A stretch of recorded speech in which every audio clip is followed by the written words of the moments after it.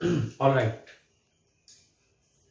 Electrical measuring instrument में हम लोगों ने गैल्वेनोमीटर से एमीटर कैसे कन्वर्ट होता है ये देखा, है ना।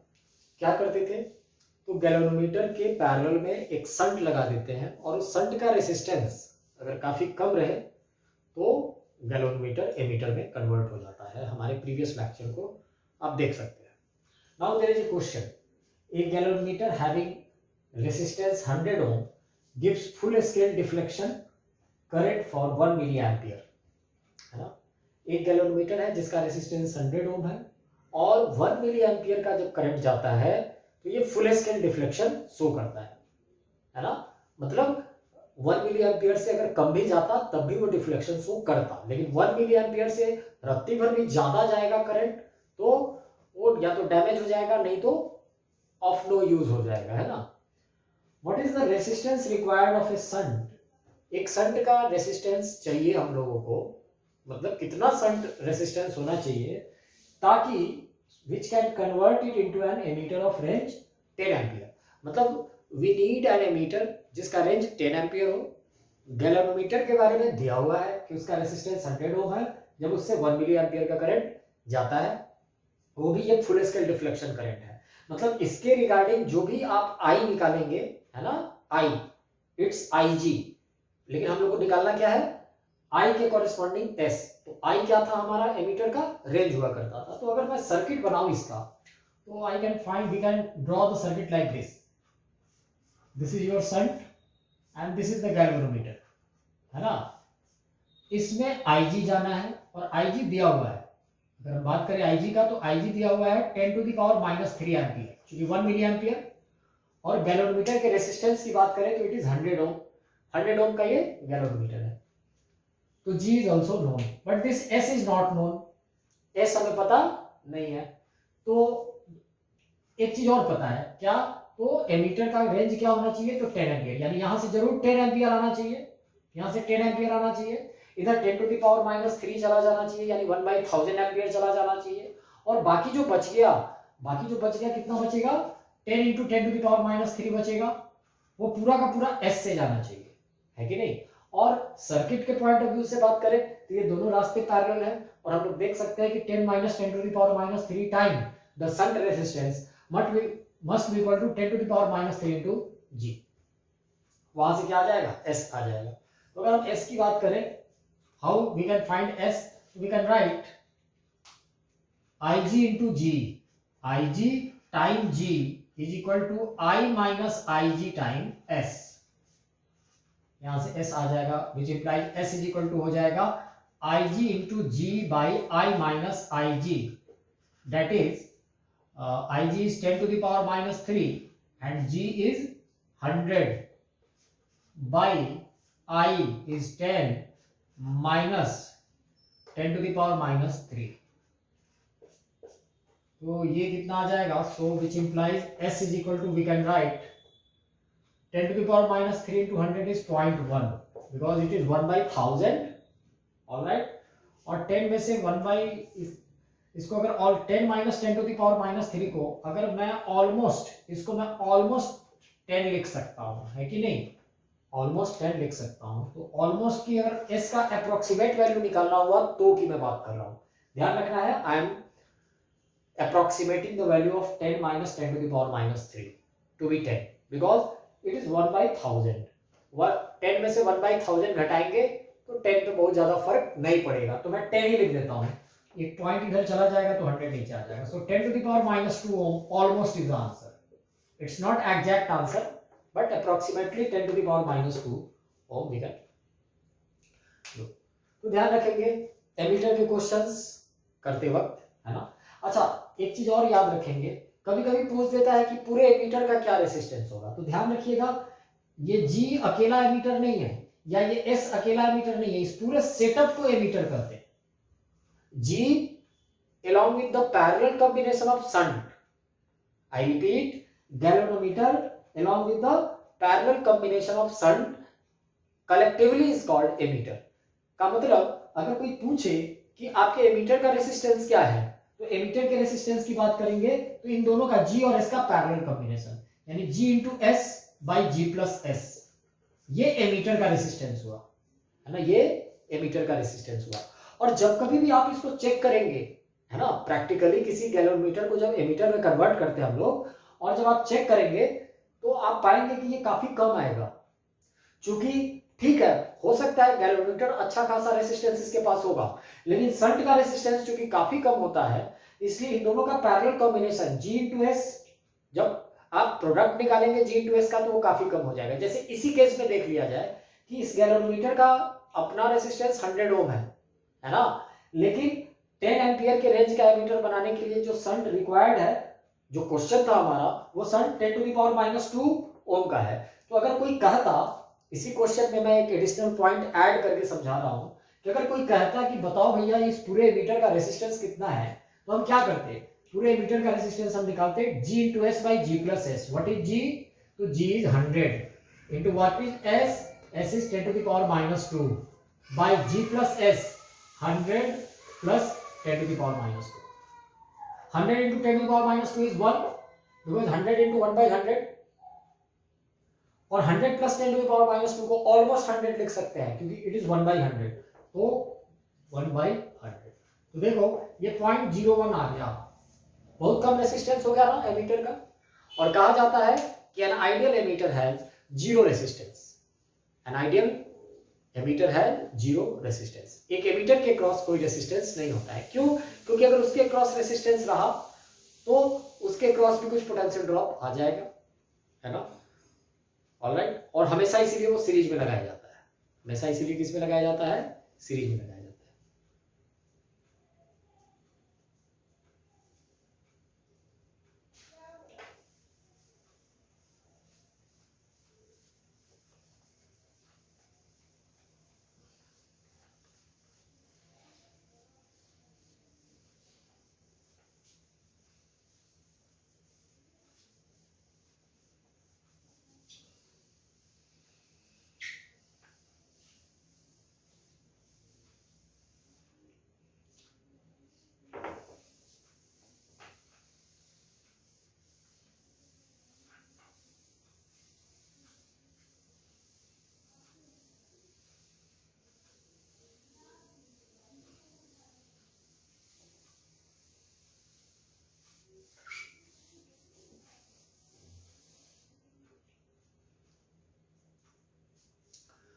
Volt meter, the next device is volt meter. जिस तरीके से गैलोमीटर को एमीटर में कन्वर्ट करते हैं, कैसे करते हैं बात करें अगर, तो उसके पैरेलल में एक छोटा रेसिस्टेंस जिसको शंट कहते हैं वो लगा के, बहुत कम रेसिस्टेंस होता है। अगर गैलोमीटर को एक ऐसे डिवाइस में मुझे कन्वर्ट करना है जो कि वोल्ट मीटर हो जाए, क्या हो जाए? वोल्ट मीटर हो जाए। तो वोल्ट मीटर सबसे पहले कहते किसे हैं? तो वोल्ट मीटर एक ऐसा डिवाइस है जो कि सर्किट के किसी पार्ट के क्रॉस, है ना, पोटेंशियल डिफरेंस निकालने का काम करता है। पोटेंशियल डिफरेंस को कैलकुलेट करके एक रीडिंग प्रॉपर दे देता है। एक वोल्ट मीटर कैसे बनाते हैं वो जरा सा देखा जाए। तो देखिए, मान लीजिए ये सर्किट का कोई पार्ट है, this is the part of A circuit, इसका रेसिस्टेंस कुछ R है और इसका रेसिस्टेंस R1 है, और कोई कहता है कि इस R1 के cross, suppose this point is A, this point is B, this is a cell. हम जानते हैं कि E/R प्लस R1 का करंट जाएगा, है ना, पूरे सर्किट में अगर हम बात करें। लेकिन कोई कहता है कि A और B के बीच का तुम ड्रॉप निकालो, तो A और B के बीच हम लोग एक वोल्ट मीटर लगा देंगे, तो ये R1 के क्रॉस का पोटेंशियल ड्रॉप आ जाएगा, R1 के क्रॉस का पोटेंशियल ड्रॉप आ जाएगा। अब बात आती है कि ये वोल्ट मीटर बनेगा कैसे, है ना, इस वोल्ट मीटर को हम बनाएंगे कैसे? तो इस वोल्ट मीटर को बनाने के लिए हमें अब एक काम करना होगा, एक गैलोमीटर लेना होगा। कारण ये, क्योंकि हम यहाँ हम R1 पे नहीं जाएंगे, हमें A और B के बीच का पोटेंशियल ड्रॉप निकालना है, लेकिन हमारी आंखें कहाँ रहेगी? यहाँ पे रहेगी। हम तो देखेंगे इसे, और इसे देख करके यहाँ की ड्रॉप की, पोटेंशियल ड्रॉप की रीडिंग बताएंगे।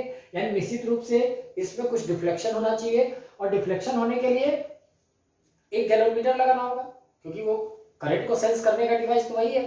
तो गैलोमीटर अगर हम लगाएंगे, तो अब जरा गौर कीजिए, गैलोमीटर का नॉर्मली रेसिस्टेंस क्या होता है? काफी कम, है ना, लेकिन उसके साथ वो हल्के से करंट में भी क्या कर जाएगा?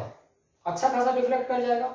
लेकिन उसके साथ सीरीज में उसके साथ सीरीज में अगर मैं एक रेसिस्टेंस लगा दूं जो कि बहुत हाई रेसिस्टेंस हो, है ना, तो वो तो कम करंट पे डिफ्लेक्ट कर जाएगा, लेकिन पूरे के पूरे सेटअप उस गैलोमीटर के क्रॉस अच्छा खासा पोटेंशियल ड्रॉप हो जाएगा। कारण क्योंकि रेसिस्टेंस हमने बहुत हाई का लगा दिया है।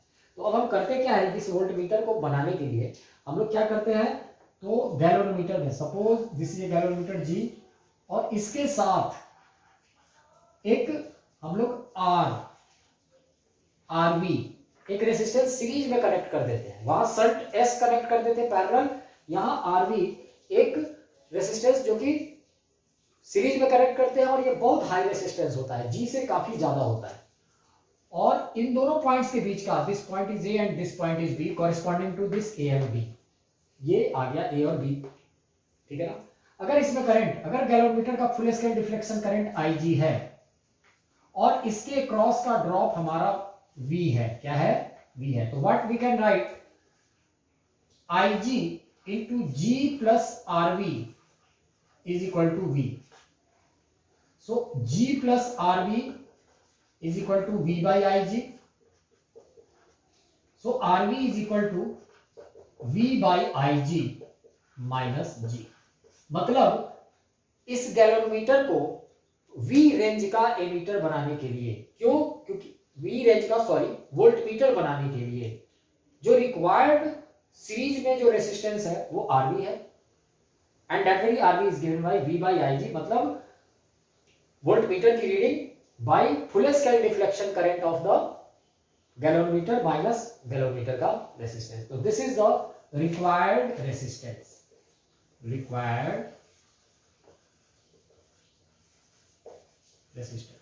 वहां पे हमें शंट की जरूरत पड़ती थी, यहां पे एक सीरीज में हाई रेसिस्टेंस लगाने की जरूरत पड़ती है। पता है ये आरवी हाई क्यों होगा, क्योंकि ये जी काफी कम होगा, है ना, और आईजी इंटू जी प्लस आरवी, जी प्लस आरवी का वैल्यू अच्छा खासा होने के कारण ये वाला टर्म ठीक ठाक हो जाएगा, कंसिडरेबल अमाउंट का हो जाएगा। ध्यान रखेंगे क्यों, क्योंकि सर्किट के किसी पार्ट के पैरेलल इसको लगाना है ना, जैसे मुझे R1 के क्रॉस पोटेंशियल ड्रॉप निकालना है तो इसके मैं पैरेलल लगा दूंगा। अब एक बात बताइए, आप अगर ये नहीं था तो हम जानते थे इधर से करंट I कितना निकलता था, तो I निकलता था E by R plus R1, समझना है मेरी बातों को, है ना। तो E by R plus R1 into R1, current into R1 कर देंगे तो A और B के बीच का ड्रॉप निकल जाएगा। ओम्स लॉ से VA माइनस VB बराबर I into R1, and what is I is E by R plus R1। का मतलब ये होता है कि अगर इसके पैरेलल कोई भी मैं डिवाइस लगाऊं, है ना, अगर इसके क्रॉस का पोटेंशियल ड्रॉप हमें कैलकुलेट करना है ए और बी के बीच का पोटेंशियल ड्रॉप, तो हमारा ये डिवाइस ऐसा होना चाहिए जो कोई भी करंट ड्रॉ नहीं करे, है ना, कोई भी करंट ड्रॉ नहीं करे। मतलब यहां से जो करंट आए ना वो पूरा का पूरा ए से बी होता हुआ चला जाए, वी में कोई करंट नहीं जाए, है ना, वी में कोई करंट नहीं जाना चाहिए। इसका मतलब इसका आइडियली अगर हम बात करें तो इसका इनफाइनाइट रेसिस्टेंस होना चाहिए, आइडियल बात करें तो इनफाइनाइट रेसिस्टेंस होना चाहिए, ताकि तभी ये करंट ड्रॉ नहीं करेगा। लेकिन अगर फिर प्रैक्टिकल बात करें तो अगर सच में इसका रेसिस्टेंस इनफाइनाइट हुआ तो इधर कोई करंट नहीं जाएगा, और जब करंट जाएगा ही नहीं तो फिर इसके साथ जो ये जो गैलोमीटर लगा है वो तो डिफ्लेक्ट करेगा नहीं, है कि नहीं। इसलिए इंफिनिटी को आप आइडियल मान के, मतलब infinite resistance is an ideal situation, ऐसा होता नहीं है, अच्छा खासा रेसिस्टेंस इसका रेसिस्टेंस होगा, ये अच्छी बात है ना, लेकिन एग्जैक्ट इनफाइनाइट नहीं होगा, इसका रेसिस्टेंस बहुत ज्यादा होगा, ठीक है ना। यहां जैसे मान लीजिए 100 एम्पियर का करंट जाना है तो थोड़ा सा करंट इधर चला जाए जिससे इसका गैलोमीटर जो लगा हुआ है वो काम कर पाए, है ना, वो डिफ्लेक्ट कर पाए और हमारा काम बन जाए, ठीक है ना। दिस इज आइडियलिटी, लेकिन प्रैक्टिकलिटी इज डिफरेंट। प्रैक्टिकलिटी का मतलब थोड़ा सा रत्ती भर करंट जरूर चाहिए, जैसे 100 एम्पियर का इधर आए ना तो इधर 99.99 चला जाए इसमें, है ना, क्योंकि जाना चाहिए था 100, ये तो आप एडिशनली लगाए हो ना, ठीक है। All right. See, this is a question. एक सेल है 1.4 वोल्ट का और उसका इंटरनल रेसिस्टेंस 2 ओम है। यहां पे एक एमीटर लगा हुआ है, सेल से करंट एंटी क्लॉकवाइज निकलेगा, एमीटर होता हुआ फिर यहां जाकर के बटेगा करंट, 100 ओम का है, यहां ऊपर रेसिस्टेंस है और उसके पैरेलल एक वोल्ट मीटर लगा हुआ है ना। क्वेश्चन ये कहता है, सबसे पहला पार्ट है क्वेश्चन के, दो पार्ट है बेसिकली। तो फर्स्ट पार्ट इज कि अगर एमीटर रीड्स 0.02 एम्पियर, मतलब इस एमीटर की रीडिंग, ध्यान ये भी रखना है कि इस एमीटर का रेसिस्टेंस भी दिया हुआ है 4/3 ओम। इससे एक बात क्लियर होता है कि एमीटर आइडियल नहीं है। पहला पार्ट है कि अगर एमीटर 0.02 एम्पियर रीड करता है तो रेसिस्टेंस ऑफ वोल्ट मीटर क्या होगा। मतलब इस वोल्ट मीटर का resistance, suppose the volt meter का रेसिस्टेंस जो हमने लगाया है दैट इज आर, ये आर हम लोगों को निकालना है। बहुत इजी क्वेश्चन है। अब रीजन ये है क्योंकि यहां से करंट निकलेगा आई, और ये आई ही एमीटर होता हुआ जाएगा, और वो आई ही बेसिकली एज पर क्वेश्चन हमारा 0.02 एम्पियर है कि नहीं। यानी आई इज इक्वल टू 0.02 एम्पियर जाना चाहिए एमीटर होता हुआ, और वही करंट यहां बेसिकली बटेगा भी। तो अगर 100 ओम और इस आर का मैं पैरेलल कॉम्बिनेशन यहां लगा दूं, है ना, अगर मैं आर नेट, पूरे सर्किट का आर नेट निकालूं, नेट रेसिस्टेंस जिसको मैं कह रहा हूं आर नेट, तो 4/3 ओम तो हमारा एमीटर का है, और 100 ओम ये, और उसके पैरेलल में वोल्ट मीटर जिसका रेसिस्टेंस मुझे निकालना है कि नहीं, जो क्वेश्चन है। तो 100 और आर का पैरेलल कॉम्बिनेशन क्या हो जाएगा, तो इनका पैरेलल कॉम्बिनेशन हो जाएगा 100 into R by 100 plus R, और ये पूरा का पूरा 100 into R by 100 plus R 4/3 के साथ क्या है, सीरीज में है ना। तो what we can write is I is equal to हम लोग क्या लिखेंगे, ई बाई, है ना, 4/3 plus 100 into R by 100 plus R, और यही आई हमारा कितना है, 0.02 है कि नहीं। तो 0.02 है। अब इसे हम लोग सॉल्व करेंगे, है कि नहीं। तो सॉल्व करेंगे तो ई का वैल्यू अगर हम यहां रख दें, ई का वैल्यू कितना है हमारा, सॉरी एक चीज और यहां ध्यान रखेंगे, एक चीज और है, हमारा जो बैटरी है उसका अपना इंटरनल रेजिस्टेंस 2 भी है, यहाँ एक +2 भी ऐड करना होगा, क्योंकि ये 2 भी उसके साथ किसमें है, सीरीज में। यानी E by 4/3 plus 100 R by 100 plus R plus 2 is equal to 0.02। E का वैल्यू है 1.4 वोल्ट। इसके बाद में अगर इधर लिखो, ई का वैल्यू रख दूं, तो which implies what, which implies E का वैल्यू अगर मैं रख दूं 1.4 इज इक्वल टू, अब क्रॉस मल्टीप्लीकेशन मैं करा देता हूं, है ना, क्रॉस मल्टीप्लीकेशन अगर कराता हूं तो 0.2 से 4/3 में +2 में ऐड करना होगा, नहीं तो ऐसे रहने देता हूं मैं। 1.4 बाई 4/3 प्लस 2 कितना हो जाएगा, 3 2 जा 6 और 4 10/3 plus 100 R by 100 plus R, and that is equal to 2/100। 0.02 को हम 2/100 लिख सकते हैं, है ना। अब अगर मल्टीप्लाई करते हैं हम लोग, तो what we will get is 100 into 1.4 is 140, है ना, is 140 is equal to 2 into 10/3 that is 20/3 plus 200 R by 100 plus R, है ना।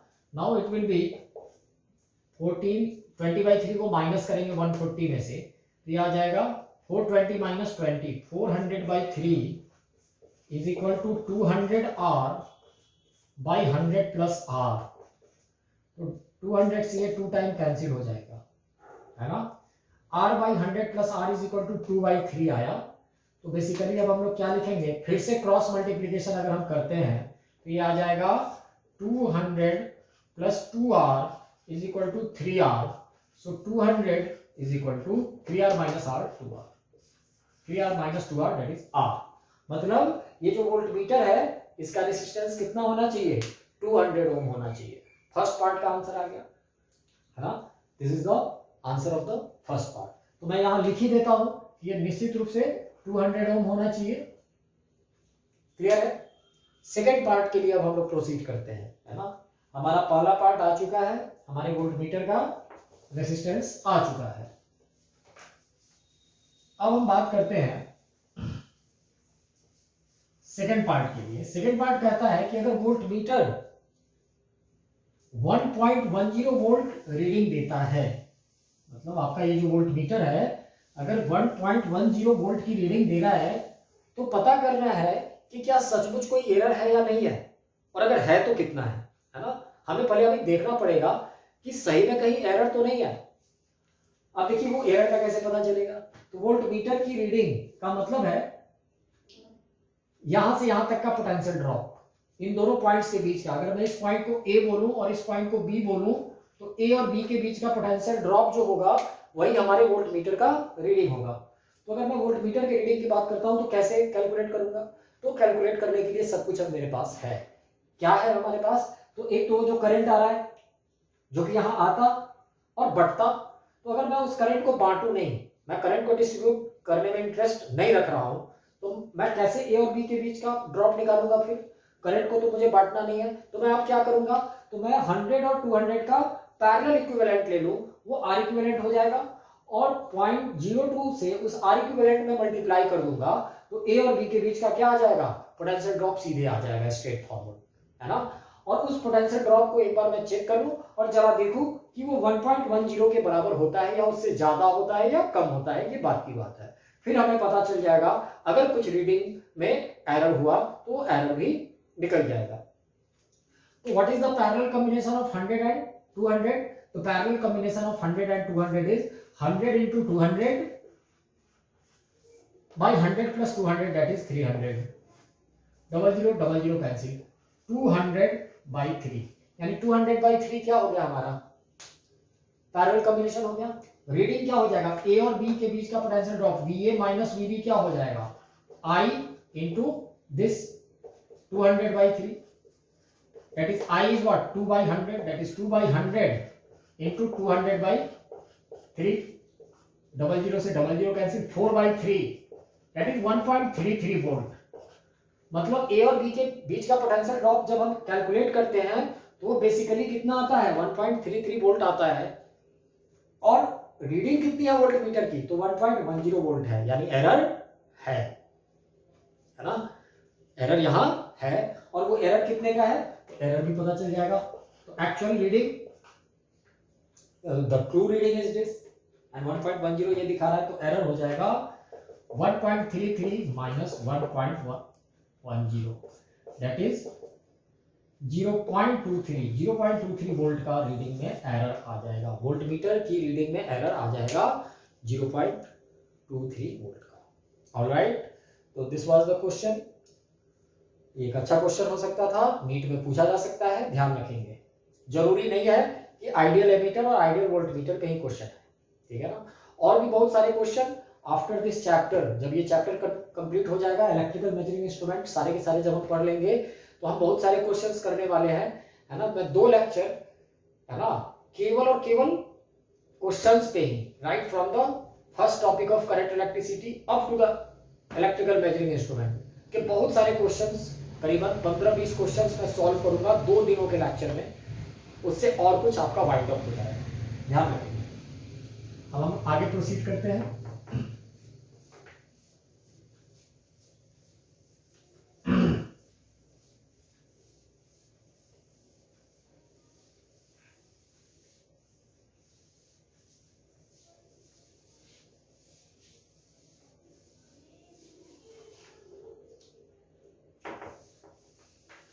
The next device will be metre bridge. अब 2 डिवाइस और पढ़ने हैं हम लोगों को, मीटर ब्रिज और पोटेंशियोमीटर। एमीटर हो गया, वोल्ट मीटर हो गया, मीटर ब्रिज और पोटेंशियोमीटर। सबसे पहले अब हम बात करने जा रहे हैं मीटर ब्रिज का। मीटर ब्रिज, नाम ही क्लियर है, नाम है इसका मीटर ब्रिज, यानी 1 मीटर का ब्रिज। ध्यान रखना है 1 मीटर का एक तार होता है इस डिवाइस में, है ना। और ये इस डिवाइस के बारे में कुछ और जान जाएं कि ये डिवाइस व्हीटस्टोन ब्रिज के कॉन्सेप्ट पे काम करता है। हम जानते हैं व्हीटस्टोन ब्रिज बैलेंस ब्रिज कहलाता है ना। बीच वाले सेक्शन में याद करो प्रीवियस लेक्चर में, प्रीवियस में, कि बीच वाले सेक्शन में कोई करंट नहीं जाता है जब दोनों साइड के रेसिस्टेंसेस का रेशियो क्या हो जाए, सेम हो जाए। उसी कॉन्सेप्ट में ये काम करता है। अगर हम बात करें, ये एक बैटरी है, यहां पे एक की लगा हुआ है, और ये एक वायर है 1 मीटर का, यहां से लेके ये ए है मान लो और ये पॉइंट बी है, और ये कोई थिक वायर है ऐसा, this is thick wire of 1 metre या 100 सेंटीमीटर हम कह सकते हैं, है ना। 100 सेंटीमीटर इज ऑल्सो 1 मीटर। अब मैं एक सजेशन दूंगा कि आप अभी चूंकि स्कूल नहीं जा रहे होंगे, आप लॉकडाउन की स्थिति है, नहीं तो आप लैब में जाते तो करते हैं, बट आई विल सजेस्ट कि आप यूट्यूब पे मीटर ब्रिज के एक्सपेरिमेंट को जरूर देखिएगा, है ना। I will suggest you. अब होता क्या है यहां पे,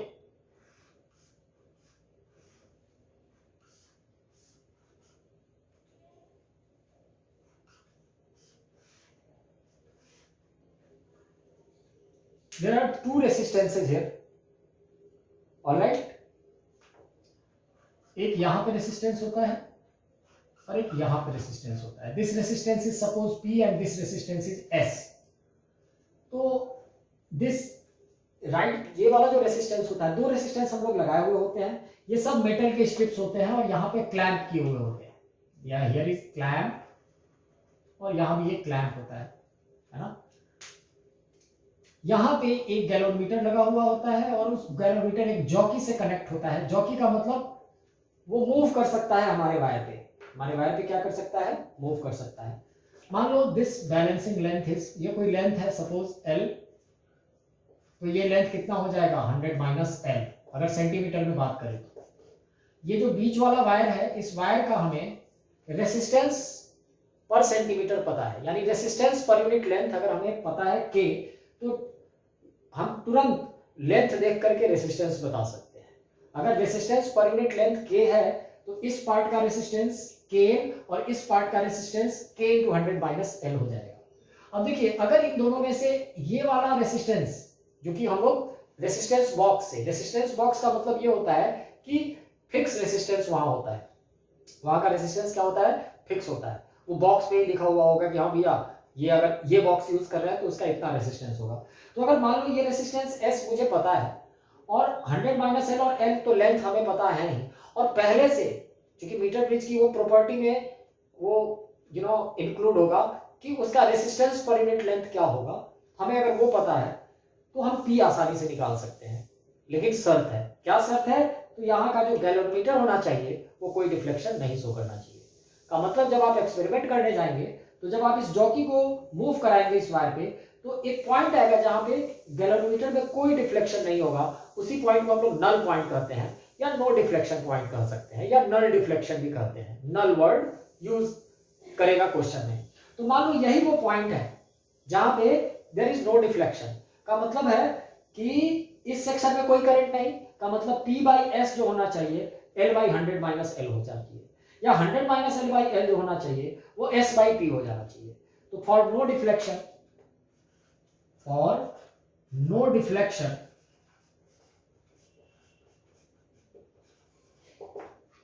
कोई डिफ्लेक्शन अगर नहीं होता है यहां, तो क्या होना चाहिए 100 minus L into K, the resistance is K into 100 minus L by वही K into L is equal to S/P। तो K तो कैंसिल हो जाएगा और अगर S पता है तो P निकल जाएगा, तो which implies P is equal to क्या हो जाएगा, तो ये हो जाएगा S into L by 100 minus L, S into L by 100 minus L। तो ये अननोन रेसिस्टेंस P पता चल सकता है in the term of this known resistance S and the ratio of the two parts of the meter bridge wire. All right. All right. Hello students. हम लोगों ने previous class में ammeter volt meter तो पढ़ ही लिया था, साथ में मीटर ब्रिज भी पढ़ा था। Metre bridge is a device which is based on principle of Wheatstone bridge. Metre bridge पे हम कुछ एक आध क्वेश्चन भी करेंगे आगे। सबसे पहले पोटेंशियोमीटर, ये लास्ट डिवाइस है जो पढ़ना चाहिए हम लोगों को। हालांकि एक डिवाइस और है रेसिस्टेंस बॉक्स, उसको हम लोग इग्नोर करेंगे, हम लोग उसे नहीं पढ़ेंगे। पोटेंशियोमीटर को हम पढ़ने जा रहे हैं। ये बहुत वर्सेटाइल डिवाइस है ना। मतलब आप जितने भी डिवाइस पढ़ रहे हैं अभी, उसमें सबसे ज्यादा इंपॉर्टेंट डिवाइस यही है, वर्सेटाइल। जेईई मेन में तो बहुत ज्यादा प्रोबेबिलिटी होती है इससे क्वेश्चन आने की, है ना। और नीट में भी हो सकता है सिंपल क्वेश्चन आने की, पोटेंशियोमीटर से एक बहुत साधारण सा क्वेश्चन नीट में भी आ सकता है। वोल्ट मीटर के बारे में हम लोगों ने पढ़ा। वोल्ट मीटर सर्किट के किसी दो पॉइंट के बीच का पोटेंशियल डिफरेंस निकालने के लिए, वोल्टेज निकालने के लिए यूज करते थे। लेकिन आइडियल वोल्ट मीटर मिल पाना असंभव है ना, इट्स इम्पॉसिबल। क्यों? क्योंकि आइडियल वोल्ट मीटर का इनफाइनाइट रेसिस्टेंस होता है। इनफाइनाइट रेसिस्टेंस का मतलब सर्किट के जिन दो पॉइंट्स के क्रॉस आप वोल्ट मीटर लगाएंगे, अगर सच में इनफाइनाइट रेसिस्टेंस वोल्ट मीटर का होगा तभी वो वहां से कुछ करंट ड्रॉ नहीं करेगा। अदरवाइज वोल्ट मीटर खुद चलने के लिए, खुद उसका ऑपरेशन संभव हो, उसके लिए उसको तो कुछ ना कुछ तो करंट चाहिए, क्योंकि गैल्वेनोमीटर तो उसके अंदर भी लगा हुआ है। तो जब वो कुछ करंट आपके सर्किट से ले ही लेगा, तो जिसके सामने पैरेलल वो लगा हुआ है उसके अक्रॉस एग्जैक्ट पोटेंशियल डिफरेंस कभी नहीं निकाल पाएगा, क्योंकि जितना एक्चुअल में उसके थ्रू से करंट, सामने वाले के थ्रू से करंट जाना चाहिए था जिसके क्रॉस वोल्ट मीटर लगा है, उतना तो जाएगा नहीं। इस प्रॉब्लम को सॉल्व किया इस डिवाइस ने, पोटेंशियोमीटर। पोटेंशियोमीटर एक ऐसा डिवाइस है जो कि आपके सर्किट से कोई भी करंट ड्रॉ नहीं करता है और सर्किट के दो पॉइंट के बीच का पोटेंशियल डिफरेंस निकाल देता है ना। ये दो जगहों पे बहुत ज्यादा यूजेबल है। एक तो किसी सेल का ईएमएफ या किसी बैटरी का ईएमएफ निकालने का, या दो सेल्स के ईएमएफ को कंपेयर करने का पहला एप्लीकेशन है इसका। दूसरा, किसी सेल का इंटरनल रेसिस्टेंस भी इसके सहारे हम लोग निकाल पाते हैं, है ना। जैसे देखिए, एक सर्किट मैंने यहां बनाया है, ये एक बैटरी है। ध्यान रखना है, ये ऊपर वाला जो पोर्शन है ना, इसको हम लोग ड्राइविंग सर्किट कहते हैं। ड्राइविंग सर्किट का मतलब एक्चुअली में ये पोटेंशियोमीटर की सर्किट है। एक बैटरी, एक की, एक वेरिएबल रेसिस्टर, और ये ए से लेके बी तक थिक वायर है, ये यूनिफॉर्म क्रॉस सेक्शन का थिक वायर। पोटेंशियोमीटर का जो प्रिंसिपल है वो ये कहता है कि हम कह सकते हैं, मतलब पोटेंशियोमीटर के बारे में, कि it is based on the fact that when a constant current pass through a thick wire, then the potential drop across any two point on the wire is directly proportional to the length। का मतलब अगर एक बार ए से B, क्योंकि circuit को देख लीजिए, उससे क्लियर होता है कि आपकी इस बैटरी से करंट निकलेगा और सीधे ए से बी की तरफ जाएगा, है ना। तो जितना ज्यादा लेंथ का पोटेंशियल ड्रॉप निकालेंगे, वो पोटेंशियल ड्रॉप उतना ही ज्यादा होगा, है कि नहीं, क्योंकि रेसिस्टेंस बढ़ता जाएगा। आई इंटू आर वाला टर्म की हम अगर बात करें तो, है ना। अब देखिए, दो सेल्स नीचे लगे हुए हैं, दो सेल्स नीचे लगे हुए हैं। ऊपर वाला सेल का ईएमएफ E1 है, नीचे वाले सेल का ईएमएफ E2 है कि नहीं। और दो की भी है यहाँ, K1 और K2, अभी दोनों ओपन है ना, अभी दोनों ओपन है। तो मान लीजिए, सपोज मुझे इन दोनों सेल्स के ईएमएफ को कंपेयर करना है, कि मुझे नहीं पता है कि E1 कितना है, E2 कितना है। अब हम एक्सपेरिमेंट करना स्टार्ट करते हैं। हमने क्या किया, सबसे पहले व्हेन K1 इज क्लोज्ड, हमने क्या किया, एक बार K1 को क्लोज कर दिया। व्हेन K1 is closed, जैसे ही K1 को हमने क्लोज किया, मतलब हमारा सीन ऐसा हो गया, K1 क्लोज हो गया। और हमने ये जो जॉकी है, जो गैल्वेनोमीटर में जो जॉकी लगा है, इसको मैंने घुमाया। घुमाते घुमाते घुमाते एक पॉइंट था जहां पे गैल्वेनोमीटर में कोई डिफ्लेक्शन नहीं हुआ। Suppose this length is L1 and this point is C1। मतलब A से C1 लेंथ पे जैसे ही हम ले गए, C1 पॉइंट पे जैसे ही हमने अपने जॉकी को घुमाया, A से C1 L1 लेंथ है, तो गैल्वेनोमीटर में कोई डिफ्लेक्शन नहीं हुआ, यानी नल पॉइंट हुआ। नल पॉइंट होने का मतलब क्या होता है, अभी ध्यान रखना है, E2 का कोई मतलब यहां नहीं है, क्योंकि K2 जो है ना ओपन है, लेकिन E1 मायने रखता है क्योंकि K1 अभी क्लोज्ड है। C1 पॉइंट पे नल पॉइंट आने का मतलब है कि ऊपर के रास्ते से, अब गौर करना है, A से C1 ये रास्ता, और A से ऊपर वाली बैटरी होती हुई और गैल्वेनोमीटर होता हुआ C1 नीचे वाला रास्ता, और इसमें कोई करंट नहीं। इसमें कोई करंट नहीं होने का मतलब होता है कि नीचे के रास्ते से या ऊपर के रास्ते से पोटेंशियल ड्रॉप सेम होना चाहिए। अगर ऊपर के रास्ते से हम पोटेंशियल ड्रॉप निकालें तो पोटेंशियल ड्रॉप कितना हो जाएगा, तो suppose potential per unit length, potential per unit length, हमारा ये जो थिक वायर है, per unit length suppose K है, potential per unit length suppose K है, तो A से C1 तक का पोटेंशियल यानी VAC1 क्या हो जाएगा, KL1 हो जाएगा। ऊपर के रास्ते से A से C1 तक का पोटेंशियल ड्रॉप, और नीचे के रास्ते से क्या हो जाएगा, तो नीचे के रास्ते से अब देखिए A हायर पे होगा जरूर और C लोअर पोटेंशियल पे होगा, क्योंकि करंट देखिए ऊपर वाली जो ड्राइविंग बैटरी है, ऊपर से करंट A से C1 होते हुए जा रहा है, और ऐसा होना भी चाहिए। ध्यान रखना है, कभी कभी सर्किट में आप YouTube पे भी देखना या एक्सपेरिमेंट करने जाना, कभी मौका मिला तो तो बैटरी का पोलरिटी बिल्कुल ऐसा होना चाहिए, लेफ्ट साइड में पॉजिटिव होनी चाहिए, राइट साइड में नेगेटिव होनी चाहिए, क्योंकि ए हायर पोटेंशियल पे है और बैटरी का पॉजिटिव डायरेक्टली ए से अटैच्ड है और बैटरी का नेगेटिव यहाँ C1 से अटैच्ड है, ऊपर वाली बैटरी का, है ना। यानी ए से C1 नीचे वाले रास्ते से भी पोटेंशियल ड्रॉप कितना होना चाहिए, तो जितना बैटरी का ईएमएफ है, जितना बैटरी का ईएमएफ है, क्योंकि कोई करंट नीचे से भी पास नहीं कर रहा है, क्योंकि अगर नीचे से करंट पास करता तो ये गैल्वेनोमीटर नल पॉइंट पे नहीं जाता, गैल्वेनोमीटर में डिफ्लेक्शन होता। गैल्वेनोमीटर में चूंकि डिफ्लेक्शन नहीं हो रहा है, इसलिए नीचे के रास्ते से ए से C1 के बीच का पोटेंशियल ड्रॉप बैटरी के ईएमएफ के बराबर होगा, and that must be equal to E1 लिख सकते हैं, ठीक है। उसी तरीके से व्हेन K2 इज क्लोज्ड, यानी K2 को क्लोज किया और K1 अभी ओपन है, K1 अब फिर से ओपन कर दिया, इस बार K2 को क्लोज किया और फिर हमने देखा, जब इसको हमने घुमा रहे हैं, घुमाते घुमाते घुमाते घुमाते एक पॉइंट आया C2 और इस बार C2 पॉइंट पे जब जॉकी गया ना, इस बार हमारा जो जॉकी है वो C2 पॉइंट पे गया, तो उस समय क्या हुआ, तो उस समय नल आ गया, नल पॉइंट आ गया, का मतलब A से C2 का ऊपर के रास्ते से पोटेंशियल ड्रॉप, नीचे के रास्ते से E2 होते हुए पोटेंशियल ड्रॉप दोनों सेम होना चाहिए, यानी VAC2 is equal to KL2 लिखेंगे अब हम लोग, and that must be equal to E2। दोनों को डिवाइड कर दिया अगर हम लोग, तो KL1 by KL2 is equal to E1 by E2, के कैंसिल हो जाएगा, E1 by E2 is equal to L1 by L2 आ गया। मतलब दो नल पॉइंट को देखेंगे और किसी एक सेल का ईएमएफ पता हो तो दूसरे सेल का ईएमएफ पता चल जाएगा। आई मीन L1 L2 अगर पता है, कौन सा सेल कितने लेंथ पे बैलेंस हुआ है अगर पता है, तो इन 4 पैरामीटर्स में से कोई 3 पैरामीटर पता हो तो चौथा fourth parameter will be know, है ना।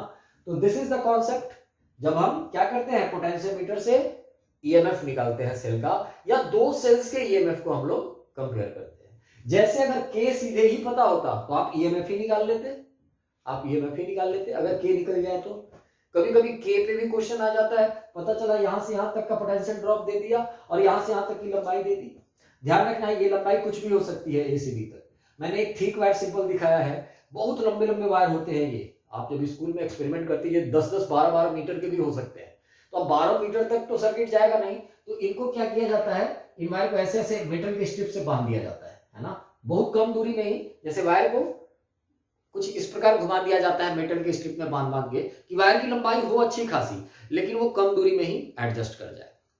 ध्यान रखेंगे, लेकिन मैंने एक सिंपल थिक वायर दिखा दिया है, डोंट एवर कंफ्यूज कि इसका लेंथ 1 मीटर होगा या 2 मीटर होगा, नो, लेंथ कुछ भी हो सकता है, ठीक है ना।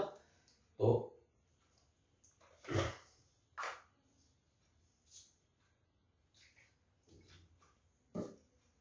ऊपर वाले बैटरी को ड्राइविंग बैटरी, नीचे जो बैटरी सेल लगे होते हैं उन्हें ड्रिवन बैटरी या ड्रिवन सेल कहते हैं, ध्यान रखेंगे।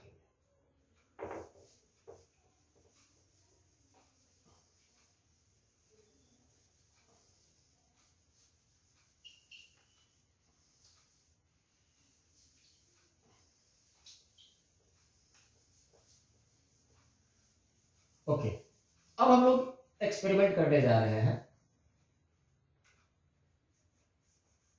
कि इस पोटेंशियोमीटर से किसी बैटरी का इंटरनल रेसिस्टेंस भी निकल सकता है, किसी बैटरी की इंटरनल रेसिस्टेंस को भी हम लोग निकाल सकते हैं, है कि नहीं। अब देखिए बैटरी का इंटरनल रेसिस्टेंस कैसे निकलेगा जरा। जैसे सपोज ये एक हमारा सेल है ना, इसका अपना कुछ इंटरनल रेसिस्टेंस है, यहां एक एक्सटर्नल लोड है, ऑलराइट, यहां एक की है, इसका इंटरनल रेसिस्टेंस R है, इसका ईएमएफ कुछ E है, कैपिटल E यहां मैंने दिखाया है ड्राइविंग सेल का ईएमएफ, ध्यान रखेंगे। यहाँ एक रियोस्टेट है, रियोस्टेट का मतलब वेरिएबल रेसिस्टर, ध्यान रखेंगे, इसके रेसिस्टेंस को हम लोग चेंज भी कर सकते हैं एज पर रिक्वायरमेंट। अब देखिए हमें ये R निकालना है, हमें क्या करना है, ये R निकालना है। हमने क्या किया कि यहाँ पे फिर से एक गैल्वेनोमीटर लगा है।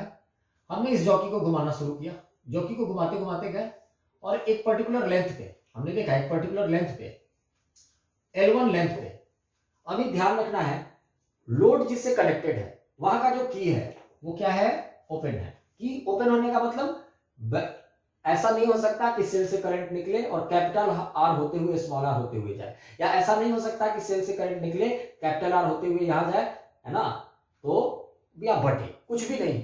मतलब एक पर्टिकुलर लेंथ पे L1 लेंथ पे गैल्वेनोमीटर में कोई डिफ्लेक्शन नहीं होने का मतलब इस फिगर में क्या होता है।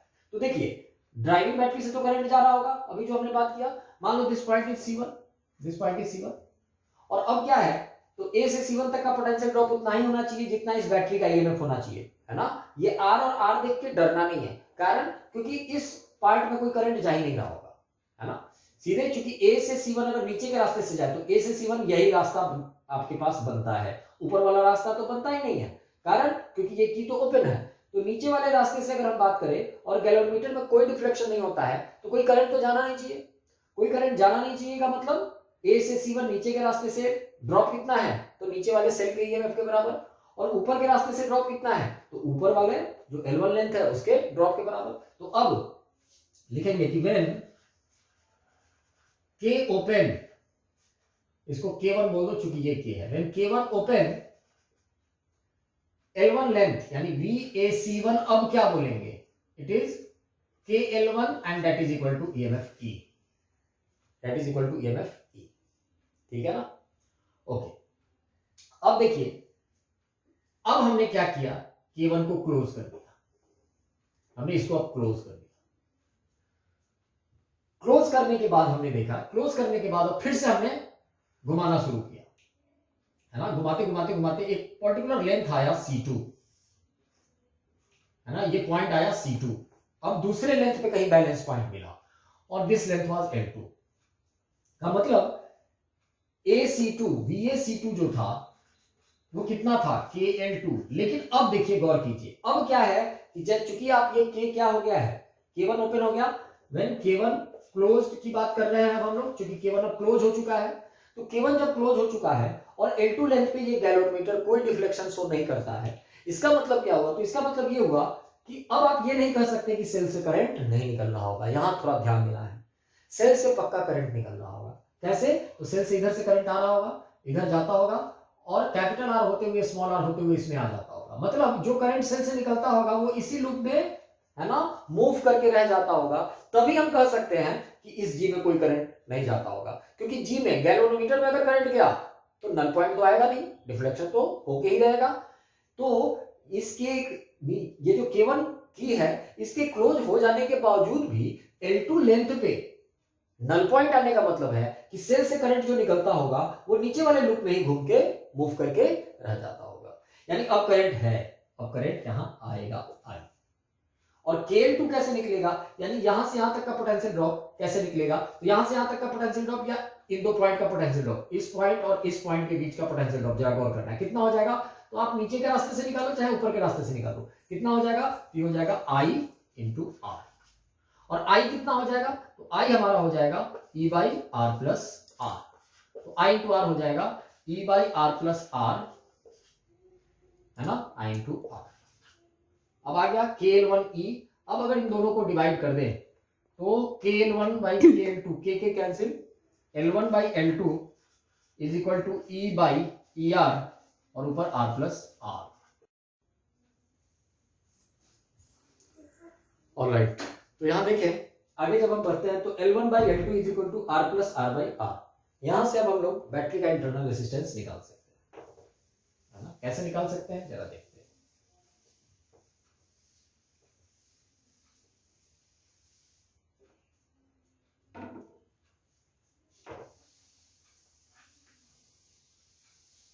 बैटरी का इंटरनल रेजिस्टेंस अगर हम लोग बात करें तो निकाल सकते हैं L1 by L2 is equal to R by R, तो हम लोग लिख सकते हैं 1 माइनस आर बाई आर, या इसको हम लोग ऐसे भी लिख सकते हैं, हाँ ठीक है, 1 माइनस आर बाई आर। तो इस आर बाई आर को इधर लाया अगर, तो R by R is equal to 1 minus L1 by L2।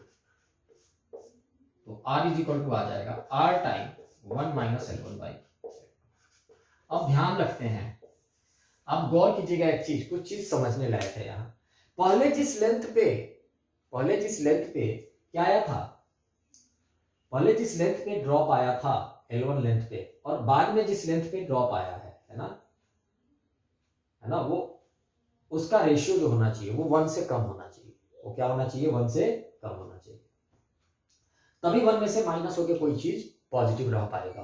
और R पॉजिटिव आ पाएगा क्योंकि रेसिस्टेंस तो ऐसा फैक्टर है जो कि हमेशा क्या आना चाहिए? पॉजिटिव ही आना चाहिए। तो ध्यान रखेंगे इन छोटी छोटी चीजों का। कॉन्सेप्ट क्या था? तो जब सेल क्या रहे, पहले आपका ड्रॉप जो था L1 by L2, KL1 by KL2, alright, 1 minus R by R, KL1 by KL2, KL1 कितना था? E by ER by R plus R। Okay, ठीक है, ध्यान रखेंगे। तो ये स्मॉल r कितना हो जाएगा? Capital R into 1 minus L1 by L2, यानी कैपिटल R जरूर पता होना चाहिए, और दोनों लेंथ, दोनों बैलेंसिंग पॉइंट, दोनों सिचुएशन के बैलेंसिंग लेंथ्स भी हमें पता होना चाहिए। हम तुरंत क्या निकाल लेंगे? स्मॉल r निकाल लेंगे। तो इस पोटेंशियोमीटर के दो एप्लीकेशन हो गए। एक तो दो सेल्स के ईएमएफ को कंपेयर करने के लिए यूज होता है ना, और एक क्या हो सकता है? तो एक किसी सेल के इंटरनल रेसिस्टेंस को भी निकालने के लिए ये यूज किया जा सकता है ना, किसी सेल के इंटरनल रेसिस्टेंस को भी निकालना।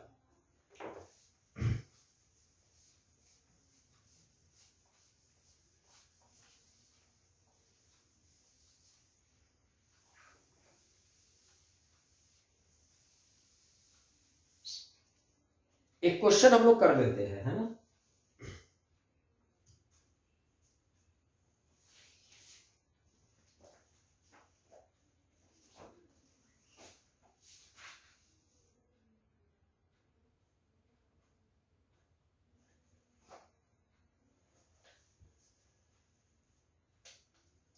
एक क्वेश्चन करते हैं हम लोग, क्योंकि इसमें डेटा है ना मैंने रखता है, इसलिए फर्स्ट टाइम मैं एक सहारा ले रहा हूं एक क्वेश्चन के लिए।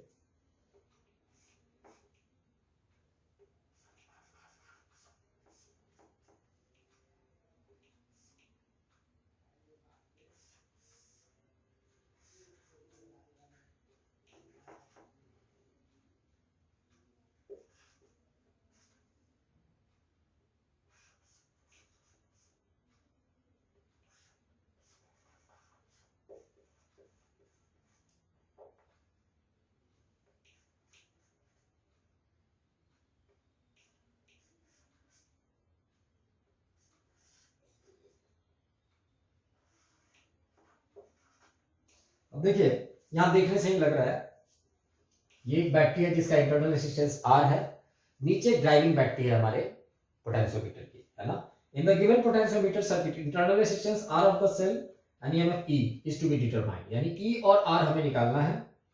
व्हेन K इज ओपन, है ना, जब K ओपन है, balance point is at N1, यानी AN1, माने किसी पॉइंट पे मिलता होगा N1 पॉइंट पे जब K ओपन है, और K जब क्लोज होता है तो ये हमारा AN2, when K is closed the balance point is obtained at AN2, मतलब N2 पॉइंट पे होता है, और AN1 दिया हुआ है हमारा 60 सेंटीमीटर, और AN2 दिया हुआ है 50 centimetre. Find R। I repeat the question, जब K ओपन है ना, K जब यहां का K ओपन है ना, तो बैलेंस पॉइंट कहां पे मिलता है? N1 पॉइंट पे मिलता है, मतलब ये जो जॉकी है आप इसी को मूव करा रहे हो, है ना। और जब तो आपको E और R निकालना है, find the value of R। देखिए समझिए क्वेश्चन को, K ओपन होने का मतलब क्या होगा? देखिए नीचे का जो सर्किट है वो तो ड्राइविंग सर्किट है, यहां से तो करंट निकल रहा होगा, और A से C तक जो वायर है यही आपका, आप इसे थोड़ा थिक भी बना सकते हो, थिक वायर होना चाहिए। इसका फिर से प्रिंसिपल को अगर हम रिवाइज करें तो इसका प्रिंसिपल क्या है? तो इसका प्रिंसिपल है कि मैंने कांस्टेंट करंट इज पास्ड। इस सेल से ध्यान हमेशा रखना है, पोटेंशियोमीटर तभी वर्किंग है जब यहां से जो करंट निकले वो सीधा अपना सी होता हुआ अपने सेल में आ जाए। बाहर वाले पार्ट को अंदर वाले पार्ट के साथ करंट में इंटरमिंगल कभी नहीं करेंगे। ऊपर वाला का अपना अलग मामला है, नीचे वाला का अलग मामला है। ये जो वायर है ना, इसी वायर के जरिए आप कंपेयर कर पाते हो दो साइड्स के ईएमएफ को। तो एक साइड का ईएमएफ तो KL1 KL2 जैसा टर्म है, दूसरे साइड का ईएमएफ वो जो सेल लगा हुआ है उसके क्रॉस का ईएमएफ या उसके दो पॉइंट के बीच का टर्मिनल पोटेंशियल डिफरेंस। क्वेश्चन कहता है कि जब K ओपन है तो 60 सेंटीमीटर पे क्या मिलता है, बैलेंस पॉइंट मिलता है। तो K जब ओपन होगा तो K ओपन होगा का मतलब ऊपर के रास्ते से अगर ड्रॉप देखे N1 लेंथ का, तो A से लेके मान लो यही है वो N1, यही है वो N1 सपोज, तो ऊपर ये तो K ओपन है, यानी 100 ओम का कोई अभी मतलब नहीं है। नीचे से बात करें तो नीचे से अगर हम बात करें तो ऊपर वाले रास्ते से कितना ड्रॉप होगा, तो इस बैटरी के ईएमएफ के बराबर होगा, इस बैटरी के ईएमएफ के बराबर होगा। यानी हम लोग लिख सकते हैं K इंटू 60 बराबर ईएमएफ E। अब चलिए नीचे वाले, अब जब N2 पे बैलेंसिंग हो गई, जब K क्लोज है तो N2 यहां कहीं होगा मान लो, हमें नहीं पता, और A इंटू कितना है 50, यानी K इंटू 50 जो है, K इंटू 50 जो है वो कितना होना चाहिए, तो अब वो होना चाहिए इन दो पॉइंट्स के बीच का ड्रॉप। और इन दो पॉइंट्स के बीच का ड्रॉप कितना हो जाएगा, तो इन दो पॉइंट्स के बीच के ड्रॉप को निकालने के लिए करंट इधर से ऐसे जाएगा I इंटू R, तो I कितना है, I इंटू 100 हो जाएगा, यानी I इंटू 100। अगर ऊपर के रास्ते से देखो या V माइनस IR भी कर सकते थे नीचे के रास्ते से, तो अगर ये करंट I जाता है तो इन दो पॉइंट्स के बीच का ड्रॉप A इंटू के ड्रॉप के बराबर होना चाहिए, क्योंकि गैलोमीटर में कोई डिफ्लेक्शन नहीं, तो इन दो पॉइंट्स के बीच का ड्रॉप I इंटू 100, I कितना E by 100 plus R, that is E by 100 plus R into 100 into 50। अगर दोनों को डिवाइड कर दे तो K into 60 by K into 50, that is 60 by 50 and that is equal to E by E into 100 और ऊपर चला जाएगा 100 plus R। तो E कैंसिल, 0 कैंसिल है ना, 5 से 20 टाइम कैंसिल, ठीक है ना, 5 से E by 50 centimetre, E by 100 plus R into 100, ठीक है ना।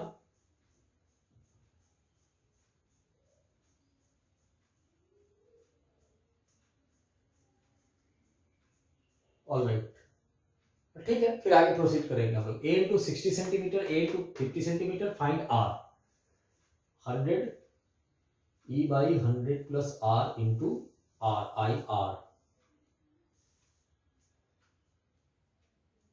60 centimetre 50 centimetre, 6 by 5, 1.2, 1.2 100 plus R by या R इंटू 100 इंटू, हाँ ठीक है, R इज इक्वल टू 20 आ जाएगा, 26 या 120 is equal to 100 plus R, तो R is equal to 120 minus 120। इसका आंसर एक बार चेक कर ले हम लोग, ठीक, अगर ये 100 है तो ये 20 ओम हो जाएगा, ठीक है ना। तो ऐसे प्रोसीड करेंगे, मतलब इसमें जो सबसे अच्छा क्वेश्चन होगा ना पोटेंशियोमीटर पे वो यही होगा, है कि नहीं, कि एक बार की ऊपर वाले की बात करें, एक बार की ओपन होकर के नीचे से हम लोग पोटेंशियल ड्रॉप निकालेंगे, एक बार की को क्लोज होकर के पोटेंशियल ड्रॉप निकालेंगे। ध्यान रखना है वो दोनों हमेशा अलग अलग लेंथ पे होंगे। की ओपन रहेगा तो जहां भी हमें बैलेंस पॉइंट मिलेगा वो नीचे वाला ये जो ड्रिवन बैटरी है उसके ईएमएफ के बराबर होगा। जब की क्लोज होगा तो कैसे निकालेंगे, तो I इंटू आर करके निकालेंगे, और आर कौन सा आर, तो एक्सटर्नल लोड जो हम लोग बात कर रहे थे कि जब इसमें करंट घूमेगा तो इसी में घूमता रहेगा ताकि गैलोमीटर में कोई डिफ्लेक्शन नहीं हो जाए। तो जब ये ऊपर की सर्किट इंडिपेंडेंट सर्किट हो जाएगी तो यहां से यहां तक का ड्रॉप I इंटू आर हो जाएगा, कैपिटल आर है ना, वही I इंटू कैपिटल आर यहां हमने किया, और I कितना हो जाएगा, E by R plus R, क्योंकि अगर ये इंडिपेंडेंट सर्किट है तो ये दोनों बैटरी का इंटरनल रेसिस्टेंस और ये एक्सटर्नल लोड दोनों क्या होना चाहिए, सीरीज में होना चाहिए, तो E by R plus R, ठीक है। तो ऐसे क्वेश्चंस को हम लोग करेंगे। जूम सेशन में इस पे बहुत सारे क्वेश्चंस और भी करेंगे हम लोग, है ना। सबसे पहले इसको कंप्लीट किया जाए।